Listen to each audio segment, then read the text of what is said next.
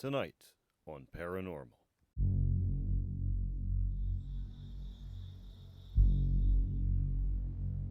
For years, I couldn't come in here by myself. Good evening. My name is Nick. This is my friend Miranda. A lot of shadow figures. I have a particular spirit that I call the Judge.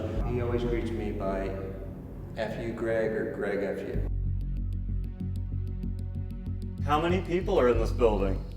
It feels like there's a weight on your chest. You know, people do get touched, people do get grabbed, hair pulls. What is that? I was going to ask on the corner of the building. We actually thought we heard some noises over by us. What the hell is going on? There is a lot of residual energy in here.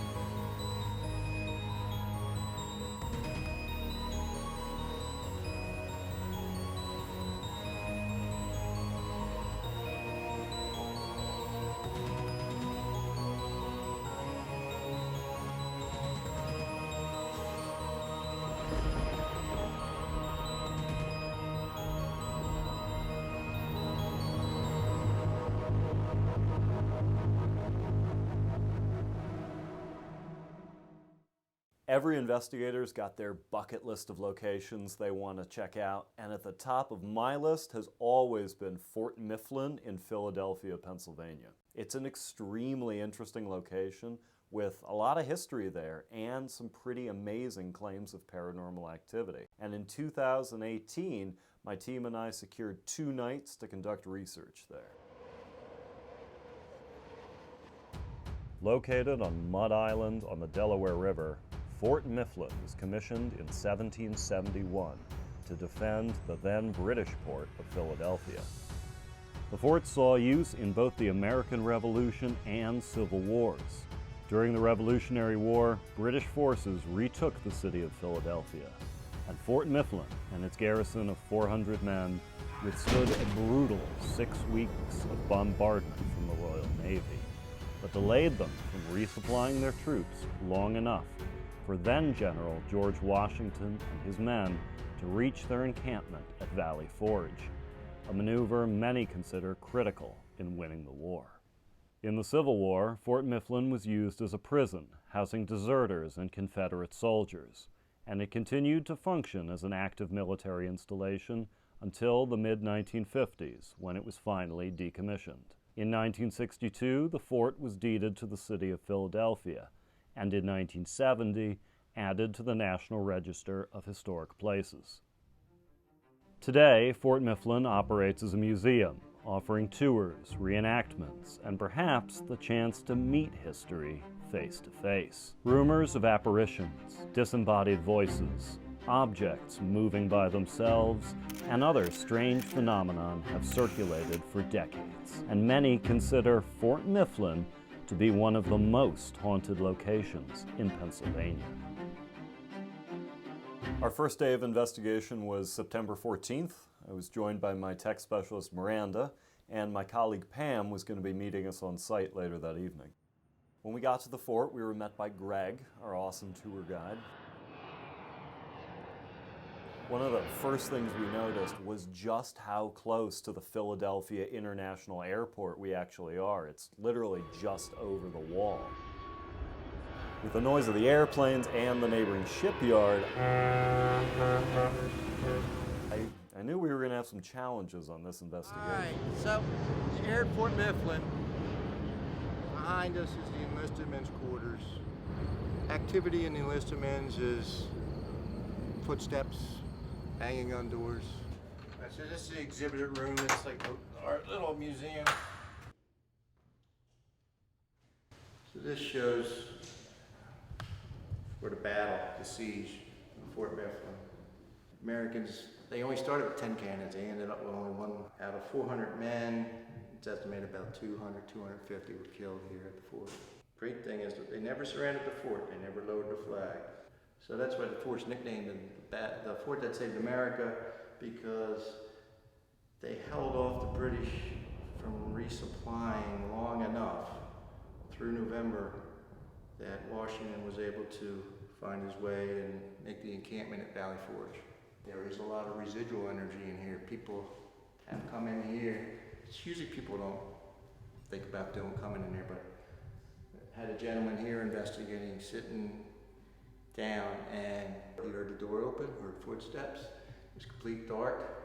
He started talking to the individual. The footsteps stopped. He's looking, there's no one around him. He starts engaging in a conversation again. The footsteps even got closer. And then eventually they let themselves out. So that's what I like to tell people. This place has a lot of residual. Did he see the door open or just heard the sound? He heard it come open, yeah. He heard the latch, and he heard the creak, and then he heard the footsteps. Interesting. All right, so it's the powder magazine. This is where they stored the gunpowder. Okay. All right. For years, I couldn't come in here by myself. Wow. A lot of good EVPs in here. Okay. EVP stands for Electronic Voice Phenomenon. These are sounds or voices which are recorded or imprinted on audio recording devices, such as tape recorders, that aren't heard or intended at the time the recording was made. They only show up when you listen to your recordings. A lot of paranormal researchers speculate that these are actually spirit voices. Don't be surprised you get a lot of French. Interesting. The French helped rebuild the fort under Adams. Visual in this area, shadow running down the wall. A shadow figure darts down this wall. A lot of mediums have gone in the back. They feel that there's bodies back and behind that wall. Now the oldest building on the property is the Blacksmith shop. Most famous, infamous ghost in here, spirit is Jacob. All right, now Jacob was a blacksmith, obviously. He was a German, but the commander's house so close. Of course, the commander had a family and children. Jacob in here banging away. The commander didn't like all the noise. I guess nap time for the kids. Wanted him to close doors, windows, close it all up. Well, of course, it's hot as heck in here, so Jacob would try sneaking windows and doors open. He'd get caught, get reprimanded. So eventually he tried sneaking the back door open, keep it open, but of course he got reprimanded. We had a gentleman that stayed here. He was here 7 by 24. And every night he'd have to make sure close up everything. And he would come in the mornings and his back door would be wide open. It kept happening. Eventually, come down in the morning and the door was ripped off the hinges. Ripped off the hinges. Ripped off the hinges. So he kept putting plywood up. Well, eventually, plywood would be knocked down. So nothing could be put back up on there. That's why it's like that. Because every time we put plywood up, you put it with screws, it's found lying in the outside. You do get some good EVPs in here. I don't know if he's intelligent or residual. Okay, so this building, it's the artillery shed. You hear stuff being moved, you hear doors being closed. All right, so this is the one that was constantly being ripped off and everything. That's what was found over on the bank, and then, as I said, we've tried to keep plywood up, but you can see where the last plywood sheet ended up. See it down on the ground there. Interesting.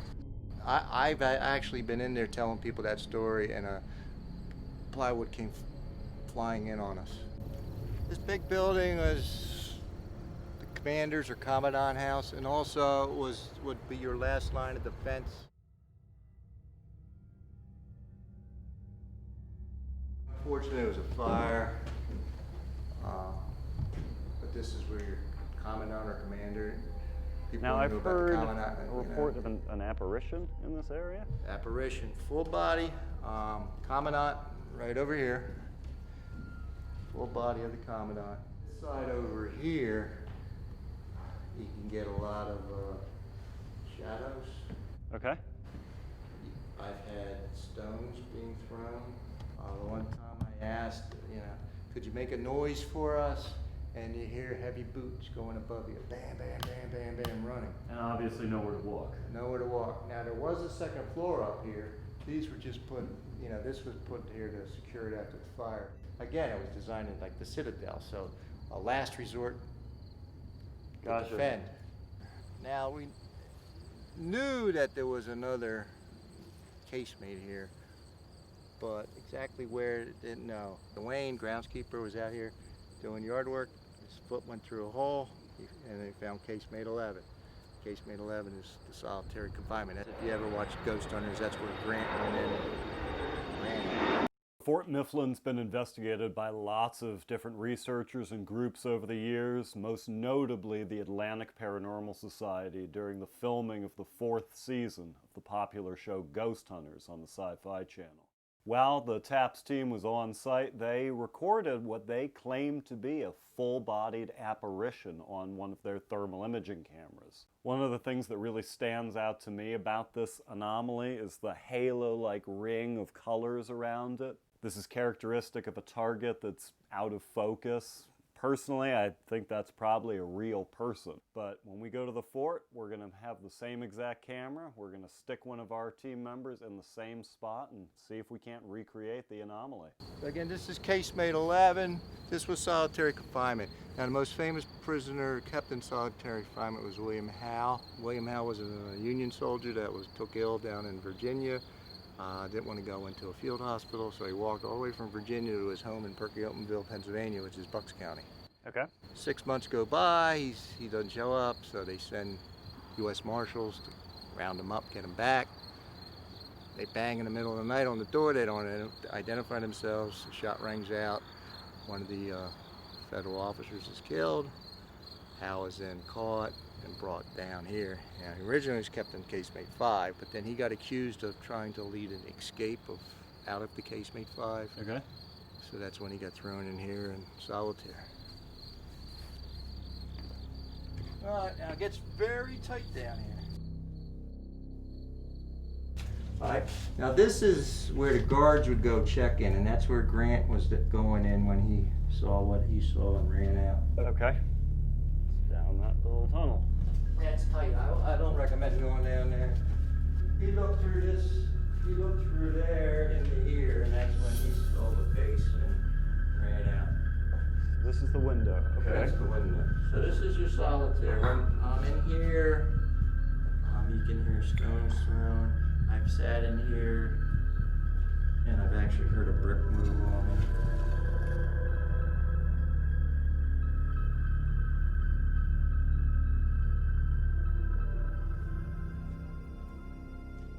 So this is casemate 1. This is where your Confederate prisoners can get in further together.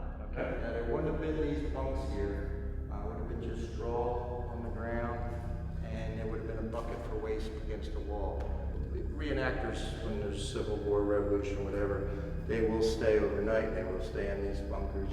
And if they have a fire going, they'll wake up and they see Confederate soldiers like huddled by the fire to keep warm. Now we're going to come up under the small casemates. Again, these were used for storage, designed for storage, but this is where your political prisoners were kept in these 3 months. Now, if you get back to that TAP episode where they do the thermal image, that's the stove where they catch you. I have to ask, your opinion of that? You think it's a person? I don't know. Like I said, I wasn't here. Wayne was here when he was here. He verified it, so. Okay. All right, so this is casemate 5. Now in here you get a spirit with blonde females. He likes to pull hair, get close, get them uncomfortable. You have people leaving here, get uncomfortable. A lot of shadow figures. I have a particular spirit that I call the judge, who has to be one of the political prisoners, that him and I have a love-hate relationship. He always greets me by F.U. Greg or Greg F.U. Oh, okay. And if you know you capture him, he's got a rough, gruff, deep voice. You know, people do get touched, people do get grabbed, Hair pull. Thank you very much. I'll see you in the morning. Sleep well if you dare. So we just finished our tour here at Fort Mifflin, and we're getting our cameras and other equipment set up. We're going to be stationed the next 2 nights here in the Soldiers Barrack. We're going to be running multiple cameras tonight, as well as motion sensors, audio recorders, thermal imaging, and a laser grid system. As they told us on the tour, you know, there's a lot of different claims of activity here. Audio, visual, moving objects, some really dramatic stuff. So I'm really excited to see if anything happens over the next 2 nights, and if we're able to come up with any natural explanations for these reports. So for Fort Mifflin, we had a special guest. Pam's mom, Kathleen, actually was able to join us. Am I supposed to say something? No, it's okay. Just I can stand do there. it. Just look pretty. Investigating with Kathleen that night was really fun, actually. I think that she brought a lot of pep to the night. After setting up our cameras and other equipment, we began taking our first sets of baseline readings throughout the location. Our intention is establishing high accuracy environmental data, including temperature, humidity, electromagnetic, and radiation levels, then look for any abnormalities that might correspond with personal experiences. On our first night, we took a fairly passive approach to investigation. We walked around, observed the location, and spent a lot of time seeing if we could come up with any natural explanations for the claims of activity there. All right. So,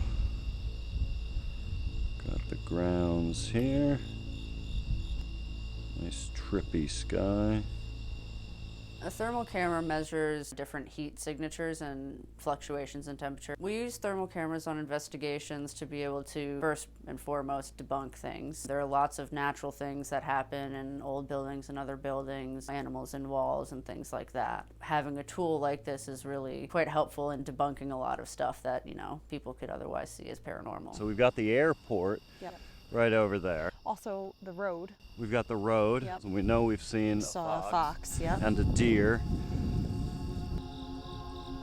Not seeing any animals right now, but we know that they're out there. Yeah, for sure.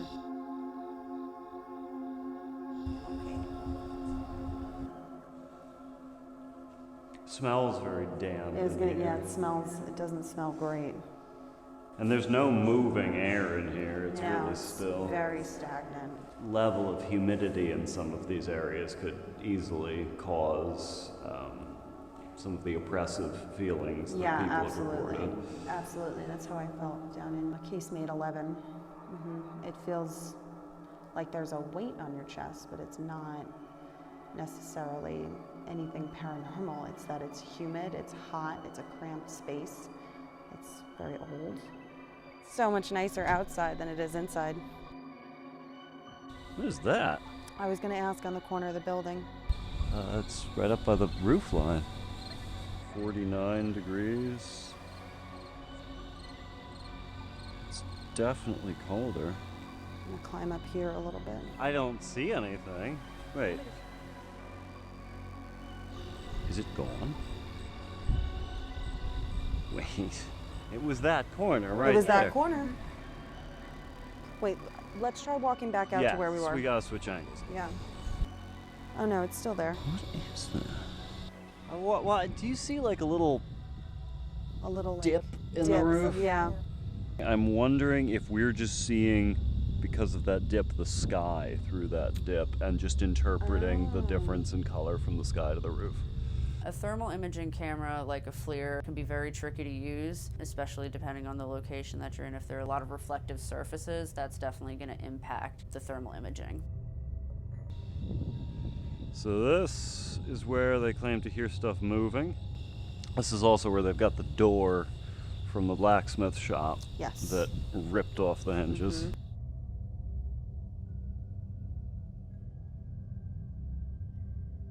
These are bird nests. Oh, look at that. These are bird nests. So there's definitely animals in here. So this is the door that allegedly got ripped off its hinges by something. I mean, this is bent iron. I mean, that would take a lot of force. What does this weigh? Solid wood. That's heavy. Yeah. That's a heavy door. Yeah, I don't know. All right, well, let's go look at where it came from. Coming up on the blacksmith shop.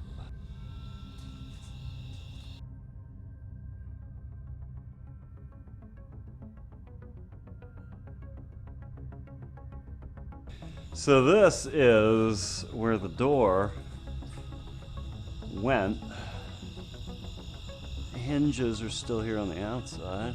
Are they damaged on there too? The top one, no. The bottom one is, I mean, it's loose to the touch.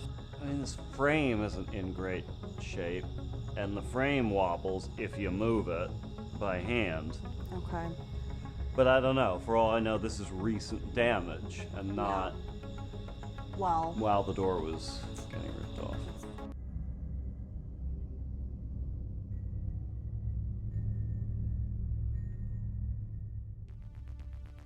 We're about to head into the Casemates to see if we can recreate the thermographic anomaly that was captured by the Atlantic Paranormal Society.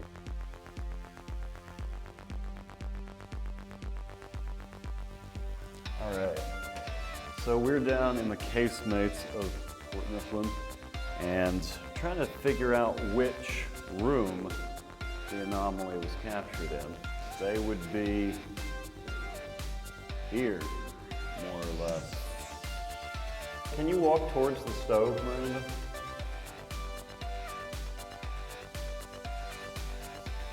Step 1 foot to your left.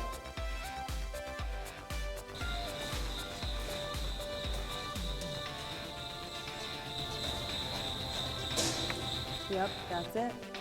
That's exactly That it. is it. Look at the top of her and look at the bottom. It's my God. white. All right, you can move. Thank you. So I think we can definitively say that anomaly is a person. The results of the experiment did actually turn out being pretty convincing and exciting because we basically got an image that looked almost identical to the one that they had. The importance of why we try to recreate these things is because if you can recreate this with any degree of simplicity, chances are it's not paranormal. It doesn't mean that it was deliberately faked, but it simply may mean that people aren't looking at and considering all options. All right. The world's loudest cricket.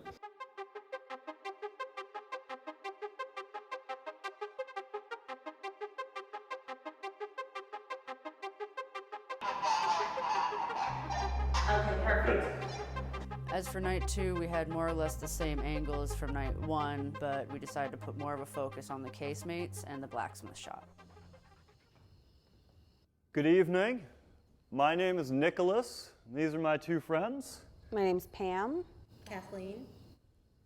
And we came to the fort to visit with you and speak with anybody who might be here.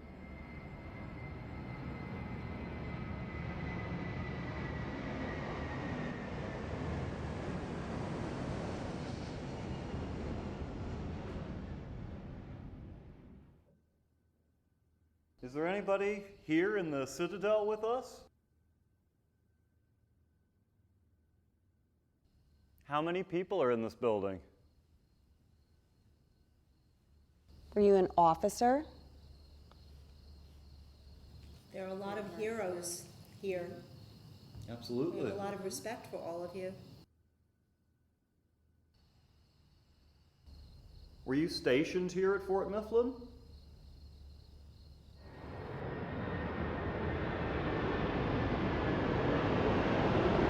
One of the things we had to consider in this case as a possible explanation for the claims of activity is something called infrasound. These are extremely low frequency sound waves, 20 hertz or lower. It's actually sometimes called the fear frequency. Sensitive individuals exposed to infrasound can experience paranoia, headaches, vertigo, disorientation, and many of these symptoms could easily be mistaken for a paranormal experience.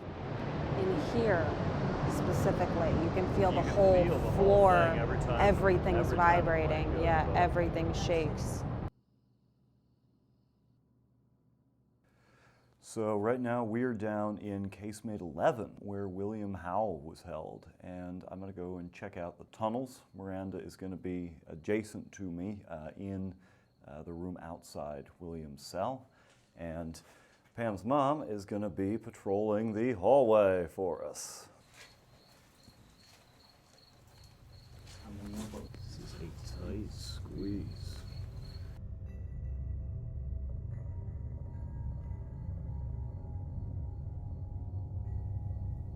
If there's anybody here with us, would you be able to tell us your name, please?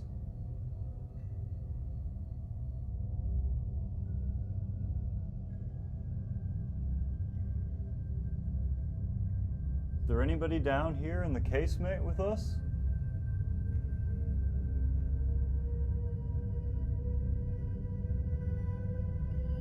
And these little blue boxes, if you go over to them or any of these devices, it will help us know that you're here.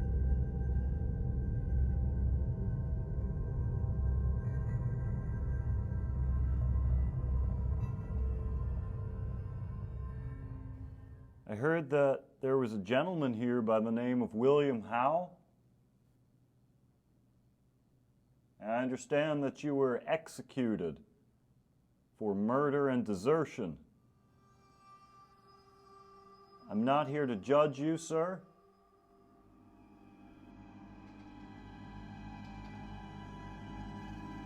What was it like being put down here and having to stay here by yourself?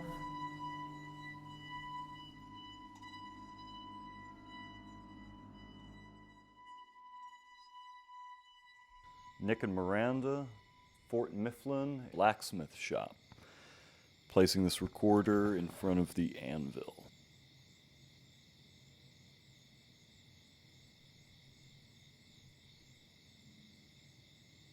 Hello, my name is Nick. This is my friend Miranda. Hi. Anybody in here with us tonight?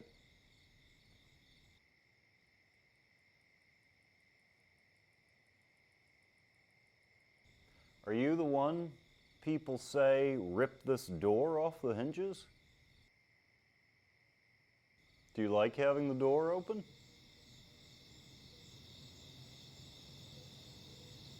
You're talking. Male. We wound up hearing these noises. We heard voices coming from outside.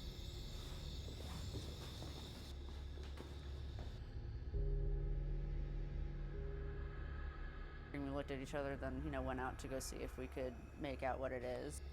Voices. I hear it from over there. Yeah. So we're just hearing what sounded like male voices coming from outside. We think it's coming from the shipyard on the other side of the wall of the fort. The biggest thing about Nick and I experiencing those sounds is that, especially in a place like that, if you were in a casemate and you heard voices, it can very easily be mistaken as paranormal. Sounds really carry from over on the other side of the wall. A light directly in front of me. It's like... Where are you guys right now?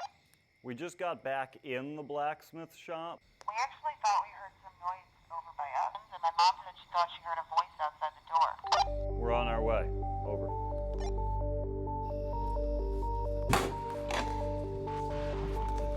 Hey, so what happened?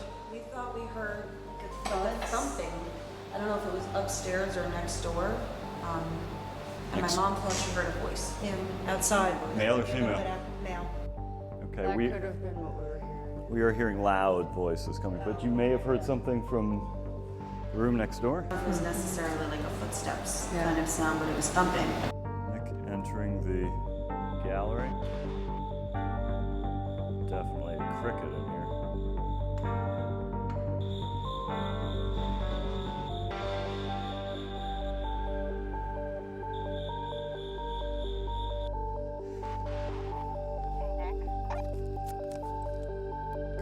Go for Nick, over. guys? Did you guys already walk away? Yeah, we're next to the commandant. The commandant's house. Turn the door next door. You should come back over here.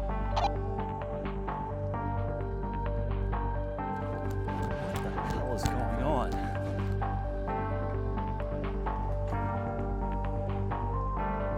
It's latched. You rolling audio? Yes. Hello? It didn't make a light quick, but it was that noise. Or even pulling it closed. Yeah, that's it. It's the sound of the door closed. So you guys are sitting here. Now! That was it. That was it. That's exactly what we heard. That's why I called you back immediately. That's one of the claims that Greg told me yesterday, that there was a gentleman sitting in here doing EVP, and he distinctly heard that door open, close, and then footsteps come into the room. That's awesome. Had a gentleman here investigating, heard the door open, heard footsteps, and the footsteps even got closer, and then eventually they let themselves out.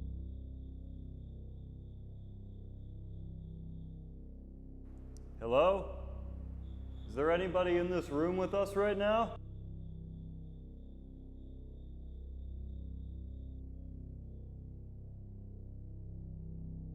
What business do you have here at the fort?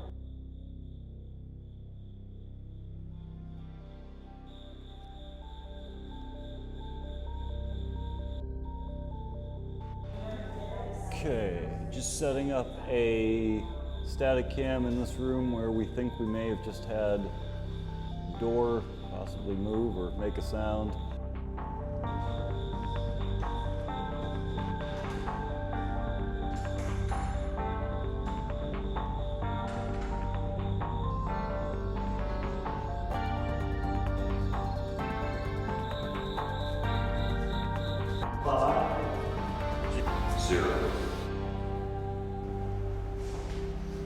So it is currently a little after 4 o'clock in the morning here, night 2 at Fort Mifflin. Cameras are still rolling. I think we're going to get a couple hours rack and start breaking stuff down. So it's 6:15 here on Sunday, September 16th, and we just wrapped our 2-night investigation here at Fort Mifflin. The cameras are actually still rolling. We're just about to shut everything off and load up the car and then drive back to Queens. It's been an interesting couple nights. We've got a lot of video and audio evidence, a ton of baselines to go over, and over the next couple weeks we just have to examine all the things that we collected very closely, and who knows, maybe we got something unusual in video or audio that'll show up in our evidence. Open up the gate. All right, Have thank a safe you. trip, guys. Thank you so much. We'll see you again soon. Fort Mifflin, guys. I mean, what a place. What did you guys think? Yeah, it was great. I think it was pretty awesome. Yeah. We did see a lot of animals. We were there. We saw a deer. We saw a fox. We recorded that cat in the tunnels on one of the locked off cameras. So, I mean, people seeing animals, hearing animals, foxes make all kinds of strange sounds. This could be a big explanation for a lot of the things people report seeing while they're Yeah, in Fort could Mifflin. definitely contribute. We were able to do is, I think, basically recreate the taps footage. I mean, I think we got it pretty dead on. Yeah. Their thermal anomaly, I have to say, I think it's a person. Whether it was staged, I don't know. I have no evidence to say it was, but I definitely think they mistook a real person for someone paranormal, whether it was one of them or a member of their crew. Yeah. Who knows? Yeah, I mean, it looks like the same exact image. Yeah. Which is what they claim to have caught. One really interesting thing that did happen while we were at Fort Mifflin, though, was with you and your mom. Yeah. While you were sitting in the officers' barracks. Yep. I think you guys were conducting some EVP work in the Blacksmith shop. Yep. And my mom and I were sitting in the officers' quarters. We were watching our DVRs, and the both of us heard, coming from the room next door, what sounded like pretty heavy footsteps. It went on for maybe 5 to 7 seconds. We both kind of looked at each other. We were like, did you hear that? I'm really glad that someone else was there, to corroborate that we both heard the same thing. I just wish we had a camera in the room. I know. Yeah.